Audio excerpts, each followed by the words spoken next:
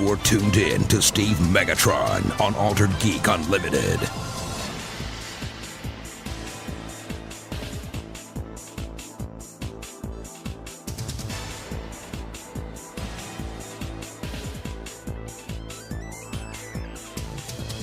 Hello and welcome to Altered Geek Unlimited. I don't know why I keep saying unlimited. It's not been unlimited in like a while, but anyways, welcome. Yes, I am recording this episode solo, mostly because I didn't want to have to stay up late. I've been taking muscle relaxers late at night when I record these typically, because of my injury from last week. So, yeah, I'm doing a little bit better this week. The whole foot thing, because what happened is I smashed my toe. I know I mentioned some of it last week, but I was a little incoherent. But I smashed my toe against like the corner piece of a wall, like when you're exiting a room. So it's like when the two walls are joining in the center. And typically underneath all of that paint, there's usually like metal that they're attached to. And I'm pretty sure I smacked my toe either upward or downward on that and snapped it at the knuckle. And so in doing that, I'm pretty sure I did it downward because the rest of my foot on that side hurts like you know what. So yeah, that being said, I managed to smash that whole side of my foot. It's still sore. My foot is still swollen up. I was wearing a boot that they put on me at the urgent care, and, you know, this being a week later now, my toe is feeling a lot better. I mean, it's still black and blue, it's still broken, but I've managed to tape it next to the other toe. I'm trying to reduce the swelling, but I got the boot off, because I went to the doctor, and they told me more or less, if I don't take it off, I'm going to have long-term issues with my leg. Which I've already noticed a little bit of it, like my calf muscle and my ankle, and my toes have all lost mobility in a week of wearing that thing. The good point was I could walk. I had a little bit of a limp, but I could walk without pain wearing the boot. So it helped me get to that first initial stage, which is great, but now I'm on to stage 2. And they took new x-rays, which I'm still waiting to hear back on. But, yeah, the stage 2 is getting the mobility back in my leg. So I'm officially starting the second week of recovery from broken toe. So yeah, it's been an interesting time to say the least.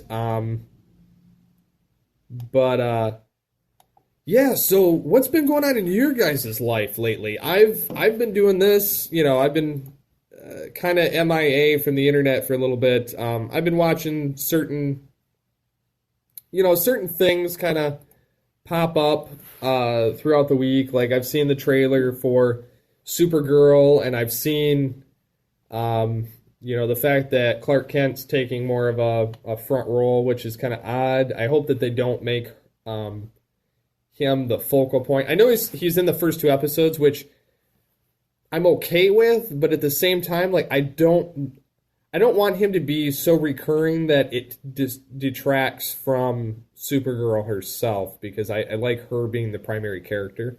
And they've shown images of everybody else, and then talked about their capacity to some extent. And the trailer really didn't show anything. It was more so the pictures that have come out after the fact.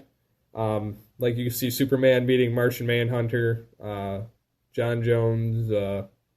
So it's going to be an interesting season, to say the least. And I know that they've got some different production stuff, being that it's CW in Vancouver now, instead of LA. So I'm looking forward to see what they're going to do with Supergirl. The Flash, I'm really looking forward to, just because of not only the trailer kind of showing how the alternate life thing is going to be, but seeing like the Reverse Flash, then you get the black racer basically, because I can't remember his name right now of what they're calling him in this, and then you get Kid Flash, and then you get regular Flash, and so it's going to be very fun. I'm looking forward to a lot of these shows coming back. Gotham, I'm kind of holding my breath on. I'm kind of waiting. That's my on the fence show again. It's kind of always on the fence for me. I don't know if I'm going to drop it or keep it at any given point. Like, there's points that it's great, and then there's points where it's just like, please cancel the show. And I hate saying that because, like, both ways it's good and bad. But Agents of S.H.I.E.L.D. looks like it's finally stepping up its game because they've replaced Ward with Mac and in their lineup, like, actually fully replaced. And then... they've got their team back. They've got their little squadron back. They're kind of going back to that Season 1 dynamic a little bit and away from the Hydra and all the mess with that because they've got Ghost Rider now. So I'm kind of looking forward to seeing what Agents of S.H.I.E.L.D. does. I know I said I dropped it, but I'm probably going to pick it up again just to see what they're doing. And then Arrow, I'm hoping that Flash takes some repercussions into that show and kind of does some things with it, but I don't think that's going to be the case. Legends of Tomorrow I'm looking forward to as well. Arrow, like I said, I'm looking forward to, but it's not like high up on my list. I enjoy the cast. I don't know. I expect more from it because it's the one that set the rest of the universe in motion. One of the nice things, though, like I know little about this character, but I think it's interesting that Berlanti and his crew are creating a show called Black Lightning, which is based off of the character of the same name. So, I'm looking forward to seeing that. Like, I'm going to pretty much, anything that Berlanti's attached to that's a superhero thing based off a comic, I'm pretty much going to watch it because they're all really good. Even if it's on another station, I'll still pick it up. Like, because I think that a lot of these characters, even though they may not be like your first tier characters, like unlike Flash, because Flash is pretty much the only one that's like first tier character that's on CW. Superman will be too, and like Supergirl and Arrow and the Atom and Green Arrow and those kind of guys, like I see them as second tier characters. Like they're not third tier, but they're second tier Justice Leaguers. So, like, I'm kind of excited to see, like, some of these second-tier characters kind of hit first-tier status on television because the first-tier characters are still first-tier on film. No, I mean, I'm really looking forward to a lot of the stuff the CW is going to be putting out this year. I'm looking forward to Frequency because I love the movie.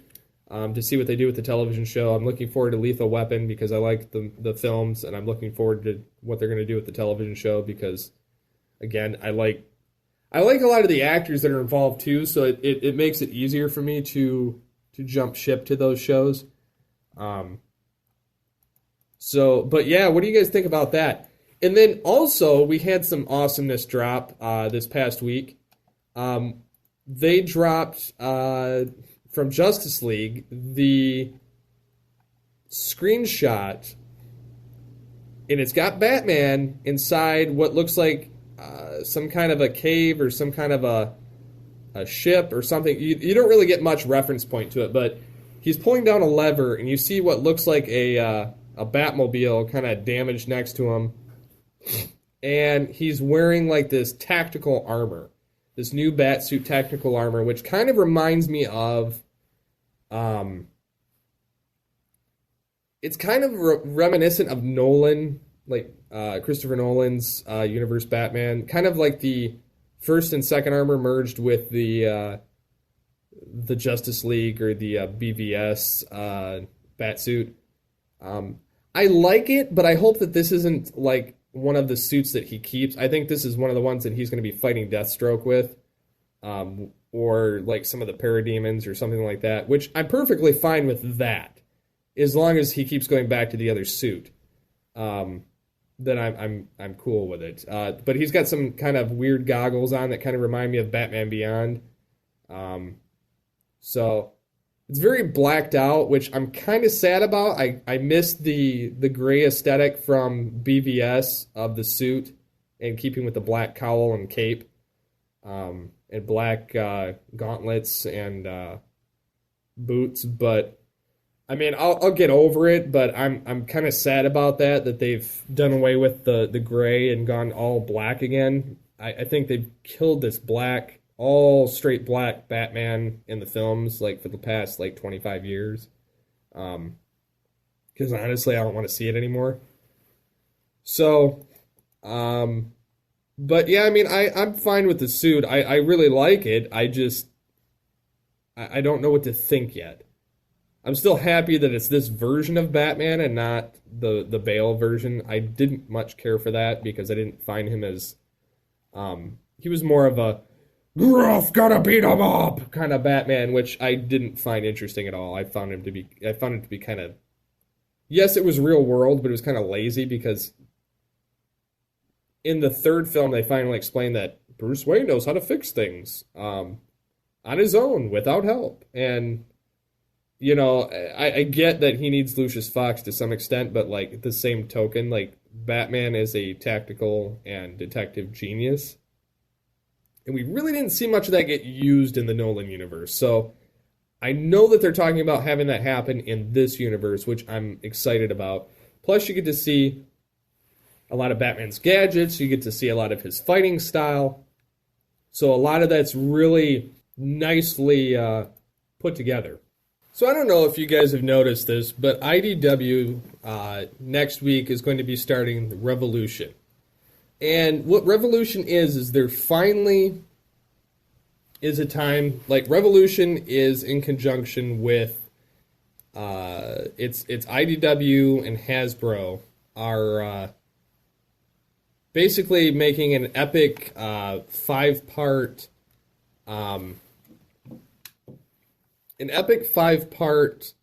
bi-weekly comic book series in September. In the end of it. And what it's going to have is Transformers, ROM, Micronauts, G.I. Joe, Action Man, and Mask. All crossing paths in a comic. And I don't know if this is already out. It may already be out at the time of this record. I'm not sure. I'm really interested to see how well this plays out.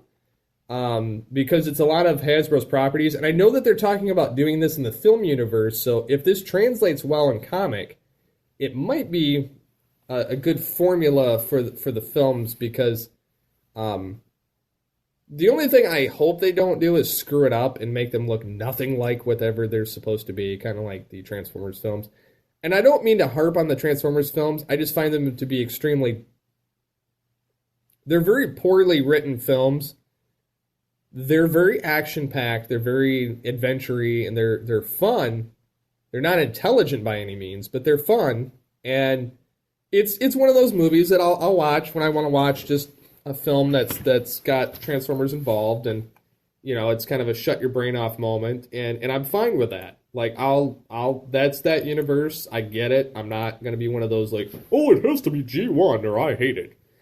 Which I kind of do, but like I give it props for what it's done, and it's revitalized the franchise, which I'm fine with. Like, I'll live with it. It's not like I have to be one of the 90% that enjoy it. For me, it'll always be the original show and Beast Wars and stuff like that, which is fine. I mean, every one of us has our own generation we enjoy. But I hope that they don't screw it up, kind of like the first G.I. Joe movie, kind of like all the Transformers films, If they do it right, I think that it could be done well. Animation would probably be the way to go for it all, unless you're doing like Transformers, Combiner Wars, that show on IO9. I think it's IO9. But I don't know what is that site? I can't remember the name of it. Is it IO? No, it's not IO9. Anyways, I don't remember. It's done by Machinima and Hasbro, but the Combiner Wars, I enjoy them. I enjoy the comics or the videos that they've put out. Um, but I don't enjoy a lot of the voice acting. If that makes any sense, like I feel like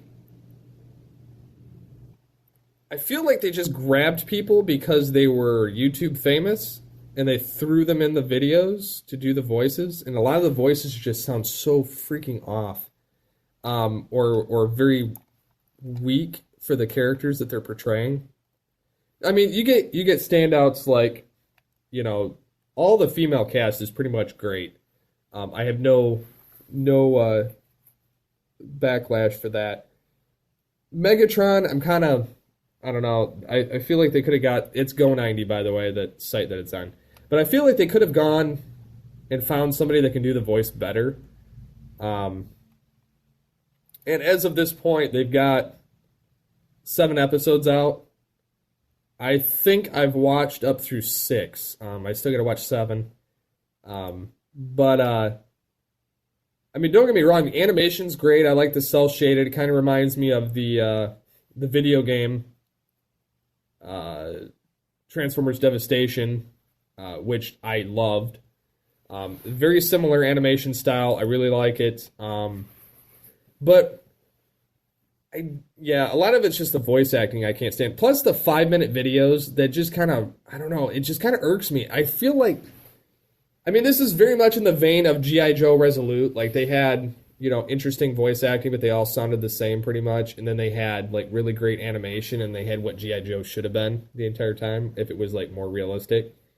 And then they were 5-minute episodes, or 3 to 5 or 3 to 6 minute episodes, and you put it all together and get about an hour. So I feel like that's what they're doing here with Transformers, which is fine. I don't know. I'm trying to play devil's advocate, and it's kind of hard for me to do. I really enjoy them. I should just leave it at that. I really do enjoy them. I think you should check them out. But if you're expecting the G1 voices other than Optimus Prime, you're not going to get it. Or with Rodimus. It's a nice plot line. I like it. I like the style and everything. It's great. But yeah, that's about my only pet peeve with it. So moving on, if you're a fan of Battlefield 4, you've been playing Battlefield 4 at all. If you've bought the actual, like, just regular core game and not bought any of the expansions, Origin and EA are giving them the expansions away, all 5 of them, for free, as a part of their Battlefield 1 promotion. There's no more, you don't have to pay $15 or $13 in expansion at this point. They're all free. So as long as you buy the core game for like $30, you get the entire game for free, like the rest of it, which is awesome. I myself am still waiting. I don't know when I'm going to be able to purchase Battlefield 1. I'm hoping on Black Friday it goes on sale for like $29.99 on like Origin, because I would love to buy it then. And then I wouldn't feel so bad about buying the game because it'd be half off. And then if they did half off the expansions, then I could feel good spending $60 buying the entire game. Whereas spending $120, I feel like I'm getting gypped. And that kind of goes back to the DLC thing that we talked about many episodes ago. But I can't justify, I have a hard time justifying $60 on a game, let alone $120. Like, and I understand everybody's got to get paid somehow. I feel, I know that everybody's got to make money off it. That's kind of the way the world works. But like when you're one of those people that don't make a lot of money, like myself, and I'm sure like some of you guys don't make a whole lot either, which it's fine, and I'm not knocking anybody for it, because like we're all at different places in life, and I feel like a lot of this stuff is so insanely overpriced. It makes it so hard for people to actually participate in a lot of the activities, which when stuff's cheaper, I feel like you can get a lot more people hooked and on board. Like maybe if they gave Battlefield 1 for like $30 and then had you spend the $50 for the expansion, I would feel great about it. But I can't. I don't know. Like, and then the expansion thing being like the information of it being dropped so soon before the game even has come out. I feel like it's kind of like a slap in the face. Like, yeah, we got all this stuff prepared for you, but buy the game and then spend this extra money to buy this instead of just, all kind of separated. But what do you guys think on that? Like, I'd be kind of interested to know how you'd think of the whole expansion DLC type thing with that. So as odd as this may sound, Fox is going to make Stan Lee's life story to become 1970s set action-adventure movie. I have no idea what this is supposed to mean. There's like, everybody's reporting on it, and I'm having this weird wondering of what they're going to do with this. Yeah, I don't know. Yeah, they're planning on making it kind of like a biopic, centering on him, but it's supposed to be a heavily fictionalized account of Lee's early life that will aim, to be kind of unbelievable. But I don't see how it's going to be like. I have no idea where to even go with this. I think I'm just going to leave it. But that's in the news right now. But yeah, there's no idea whether he's going to be like a full-fledged superhero himself or engage in some other type of heroic profession. But they're going to kind of do that. Well, before I get into some other awesome news, Unicron.com mentions that new Transformers Robots in Disguise episodes are airing in Canada, which that's the continuation of Transformers Prime. I don't know if it's continuing season 2 or if it's on season 3. I think it's season 3. I know season 1 was longer. Season 2 was like half, and then at 13 episodes. And I think season 3 is going to be 13 episodes. Prime and Ratchet left, and it's pretty much Bumblebee and his crew. And yeah, so I know Starscream's going to show up in this season. I know that we may see some other familiar Autobots and Decepticons show up. But it doesn't really say what's going to happen as far as that's concerned yet.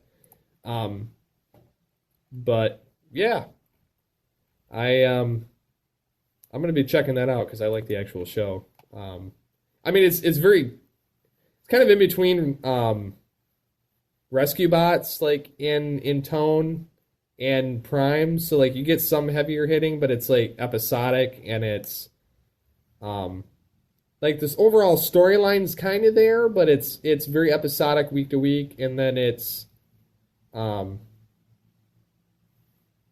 as dark, and it's cell shaded. It's made by the same company as Transformers Prime, but it's got like that Tron Legacy, or not Tron Legacy, Tron Uprising animation.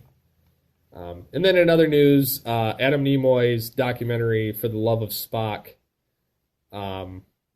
is out. So check that out. I'm going to be checking that out because I would be interested to see the documentary on it and seeing how his son paid tribute to him and, put this together.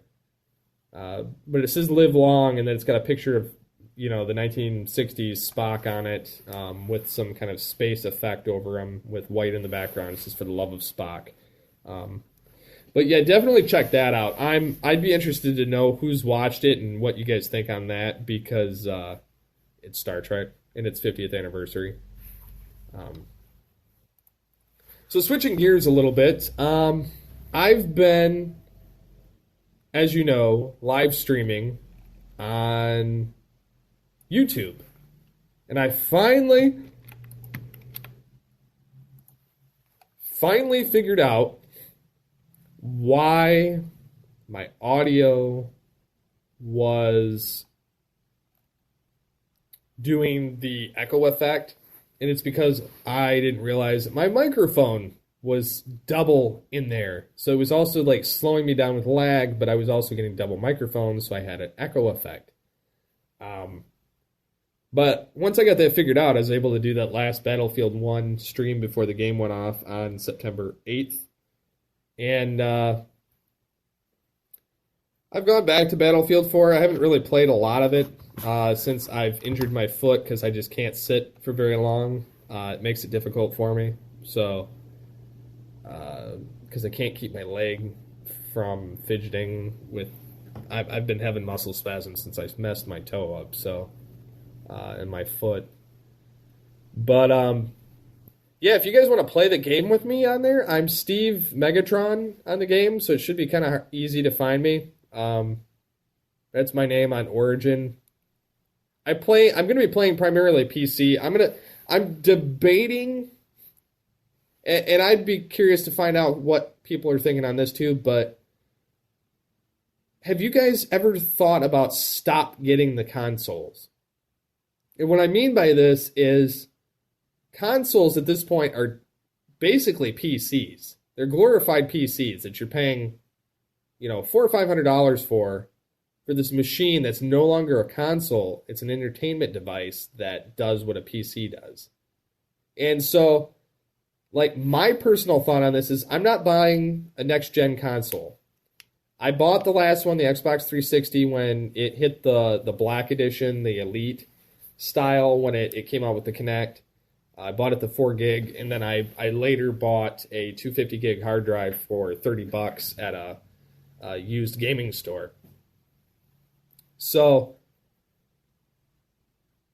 while I enjoy my 360, I've decided when it dies, or I may get rid of it sooner, I may sell it, that I will not be buying another console. What I will be doing is I probably will be buying a custom controller, an Xbox, One controller, because I have Windows 10 on my PC. And I'm using a 360 controller that plugs in right now to my computer. Because I've been playing my games with the controller, which has been very helpful for my hands. My basically almost carpal tunnel without being carpal tunnel. And what I mean by that is they didn't diagnose me with carpal tunnel, but my hands throb worse when I play games on the keyboard and mouse than if I play on a controller. So I've switched to a controller and I've lost most of my hand pain. So I'm thinking about getting one of those controllers, like a custom Altered Geek controller that I designed. And because they let you do that now on Xbox's site, they let you create your own controller, like the color scheme and the design, and then you can have it laser engraved. And it costs you about $90. So I'm thinking about doing that. And I think it's wireless. I think you can do Bluetooth and hook it up to your computer, which that would be awesome. But I want to switch to that gear, and I'm thinking about getting rid of my console and all the games because you can get all the same games for the PC. Normally, they cost half the price, or they go on discount a lot sooner because people are more, console gamers. But the hardware inside the new consoles are basically the same thing as my computer. And I can upgrade my computer little by little as I need to tweak things to play the newer games. So, like, if I need faster graphics card or more processing power, I can upgrade my graphics card and my processor without spending... I can do it incrementally. I don't have to spend it all at once to get this game console and then buy these $60 games and then buy DLC. Whereas for the PC, I feel like everything goes on sale a lot more and there's a lot more going on where you can basically work with it a lot better. And I would be interested in seeing how well like the next set of consoles play out. Because I know that Xbox is coming out with the Slim S or something, or Xbox One Slim or Xbox One S, and the PlayStation 4 Slim or something like that. And I know that they're upgrading some of the specs on it, but I don't think that it's that big of a bargain. And that could just be me personally. I don't know. Um, I've looked into some of the stuff. I don't think that they're that great of a value. Um, I'm thinking about getting rid of my consoles though, so that I can cut a hole in my wall from my office because my desk is directly behind my television, and putting a socket in the wall where I can hook up. Basically, I can have an outlet where I can hook up HDMI and USB. And so with doing that, I could turn my computer on in my office. I could have my computer plugged USB and HDMI into this wall socket, and then from there plugged into my television. Or the USB, I could have my like a Bluetooth receiver, or a YouTube or a USB hub, because I have one of those too, hooked up to my entertainment center, and then I could plug in all of my wireless, like whether it's a wireless mouse, wireless keyboard, Bluetooth thing for my controller that I plan on getting, and then I could play my game from my couch, and it'll be a stronger workhorse. Yes, I would be using it as a console, but I could also log off the games and still use my computer from the couch. And not necessarily have to go to my office to play, where it's a little bit uncomfortable, and then in the winter, it's freezing. So, definitely thinking about doing that. I've been pondering that for months, doing this setup. I just got to figure out how I can get it set up. I know Lowe's sells a lot of the stuff, so I'm thinking about going that route, but I might look online and see if I can find what I'm looking for. Because I did that with my cable and my Ethernet about a year ago, so that I could get all of it channeled from my office to my my television and my Blu-ray player, and it's worked great since. I'm thinking about going that route because I don't really want to spend. I can spend $20 or maybe $25, $30 and do this upgrade to my wall, and I could play the games from my couch rather than spending $300 to $400 to get the console and the games I want to play from my couch. I mean, granted, I could just buy the games from my computer and it'd be the same thing, but I don't know. How many of you guys have actually thought about doing it this way rather than buying a new console, or what do you think of the value of a new console is? So yeah, I mean, that's kind of what's been going through my head lately. I've been kind of thinking about the whole, the new saving money and everything, and I get it. Those that do save money on, or have to save money on a lot of stuff. That's why I had to quit collecting comics. That's why I had to quit collecting toys. That's why I had to quit collecting or playing games. Like, I play the same game for like almost a year because I can't afford to keep buying them. Like when Arkham City came out, I think I played that for about a year. Had almost everything. I didn't do any of the Riddler stuff unless it was directly in my path and I could figure it out, but I played that game for a year. Same thing with Arkham Origins. Did the same thing. And then, I play Unreal Tournament 3 a lot on my console, or I did until I got Battlefield 4. And then I get all the upgrades as they've released them. But yeah, it's been an interesting year to say the least. So, if there's anything you guys want me to talk about on the next episode with whoever I happen to get to host with me, I'm not entirely sure what I'm going to be doing next week, but yeah, just leave your comments, questions, suggestions, and be sure to check out our sponsor of Loot Crate for their September theme, and you can visit lootcrate.com/GCRN, and our coupon code is TBV, which you can enter to save 10% off on any new subscription. You have until the 19th at 9 p.m. Pacific to subscribe and receive this month's crate when the cutoff happens. Of course, this theme is Speed, which has things from Batman, CW's The Flash, Arrow, Battlestar Galactica, Iron Man, Gone in 60 Seconds.